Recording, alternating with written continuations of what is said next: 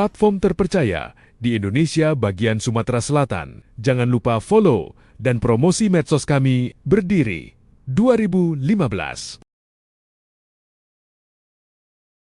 Proyek pariwisata Ribang Kemambang Lahat, diduga ada kong kali kong antara PPTK dan pemborong. Kabupaten Lahat, proyek pembangunan objek pariwisata di Ribang Kemambang yang dikerjakan oleh PT Lingkar Persada tahun 2025 diduga menyimpang berbagai administrasi.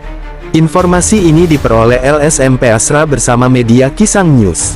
Kontrak proyek yang memiliki durasi 150 hari mulai bulan Agustus tahun 2025, seharusnya berakhir pada tanggal 24 Desember tahun 2025.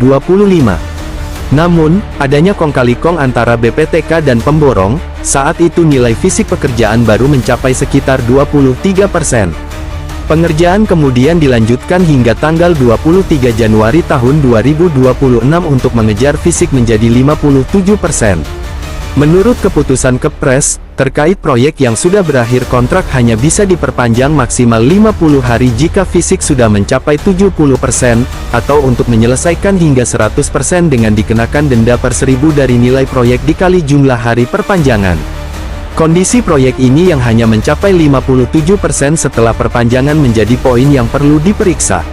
Selain itu, sekitar 210 juta rupiah upah yang dijanjikan secara lisan kepada tukang belum dibayarkan penuh. Hanya 142 juta rupiah yang telah diterima, dengan sisa sekitar 70 juta rupiah masih tertunggak. Ketika LSM dan awak media mendatangi Dinas Pariwisata Kabupaten Lahat pada tanggal 27 Januari tahun 2026, untuk melakukan konfirmasi, PPTK yang berinisial I menyatakan tidak mengetahui bahwa proyek masih dikerjakan hingga tanggal 23 Januari tahun 2026. Hal ini bertentangan dengan keterangan tukang yang menyebutkan kepala dinas bersama PPTK sering melakukan pemeriksaan ke lokasi proyek.